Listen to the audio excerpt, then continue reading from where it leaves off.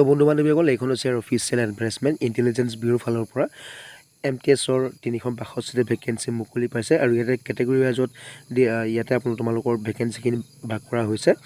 বিশেষকৈ চাবলৈ গ'লে আমাৰ গুৱাহাটীৰ কাৰণে ইয়াতে টোটেল 10টা ভেকেঞ্চি মুকলি কৰিছে আৰু ইটানগৰৰ কাৰণে 25টা ভেকেঞ্চি মুকলি কৰিছে। ঠিক আছে, তো এইখিনি আমাৰ অসমৰ কাৰণে তোমালোকে আবেদন কৰিব পাৰিবা টোটেল 362টা ভেকেঞ্চিৰ কাৰণে। ঠিক আছে, এক্ৰছ টু ইণ্ডিয়া গোটেই আমাৰ ভাৰতৰ গোটেই কেণ্ডিডেটে এপ্লাই কৰিব পাৰিব আৰু ইয়াতে তোমালোকৰ পে স্কেলটো চাই ল'বা। যোনটো দৰমহা তোমালোকৰ থাকিব 18,000 পৰা 56,900 টকালৈকে তোমালোকৰ দৰমহাটো দিয়া যাব আৰু এছেঞ্চিয়েল কোৱালিফিকেশ্যন বিচাৰিছে মেট্ৰিকুলেশ্যন বা ইকুইভেলেণ্ট। মেট্ৰিকুলেশ্যন অৰ্থাৎ তোমালোকে যদি 10 পাছ কৰিছা তেন্তে এই ভেকেঞ্চিখিনিৰ কাৰণে আবেদন কৰিব পাৰিবা।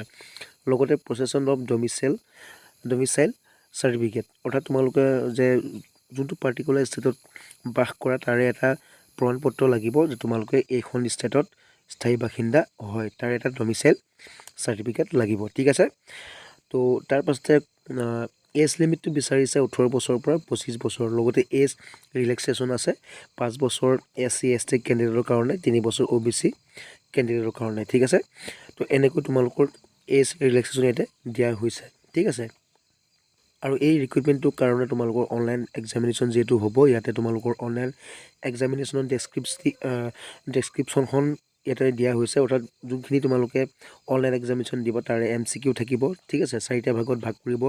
100 কুৱেশ্যনৰ প্ৰত্যেকটো কুৱেশ্যনত 1 নম্বৰকৈ দিয়া যাব।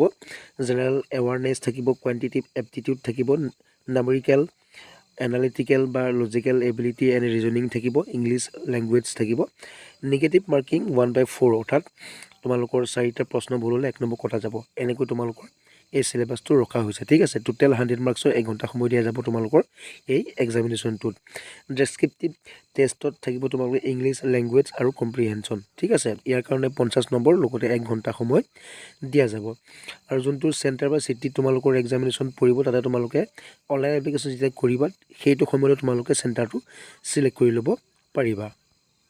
আৰু এই ভেকেঞ্চিখিনিৰ ষ্টাৰ্টিং ডেট ৰখা হৈছে 22 নৱেম্বৰ, অৰ্থাৎ কাইলৈৰ পৰা তোমালোকে এই ভেকেঞ্চিখিনিৰ কাৰণে আবেদন কৰিব পাৰিবা। আৰু লাষ্ট ডেট ৰখা হৈছে 14/12/2025, অৰ্থাৎ 14 ডিচেম্বৰলৈকে তোমালোকে অনলাইন এপ্লিকেশ্যন কৰি থাকিব পাৰিবা এই ভেকেঞ্চিখিনিৰ কাৰণে।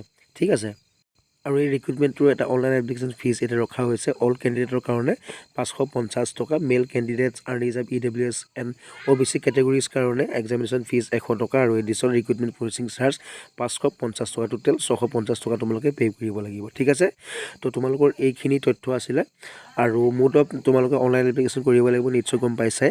আৰু এই ভেকেঞ্চিখিনিৰ তোমালোকে ডিটেইলছখিনি যিহেতু পাইছাই আৰু ইয়াৰ অফিচিয়েল এডভাৰটাইজমেণ্টটোৰ লিংক মোৰ ভিডিঅ'টোৰ ডেছক্ৰিপশ্যনত থাকিব। আৰু লগতে যিহেতু অনলাইন এপ্লিকেশ্যনৰ ষ্টাৰ্টিং ডেট কাইলৈৰ পৰা আছে, গতিকে কাইলৈ তোমালোকে মোৰ এই যোনটো ভিডিঅ'টোৰ ডেছক্ৰিপশ্যন তাতে চেক কৰিবা, তাতে ইয়াৰ অনলাইন এপ্লিকেশ্যনৰ লিংকটো দিয়া থাকিব। গতিকে তোমালোকে তাৰ পৰা গৈ অনলাইন এপ্লিকেশ্যন কৰিব পাৰিবা। ঠিক আছে, তোমালোকৰ কাৰণে এটা সৰু ইনফৰমেশ্যন, যদি ভিডিঅ'টো ভাল লাগিল লাইক এটা কৰিবা। নতুনকৈ যদি চেনেলটো আমাৰ ভিজিট কৰিছা তেন্তে ছাবস্ক্ৰাইব কৰি বেল আইকনটো দবাই ৰাখিবা। ধন্যবাদ।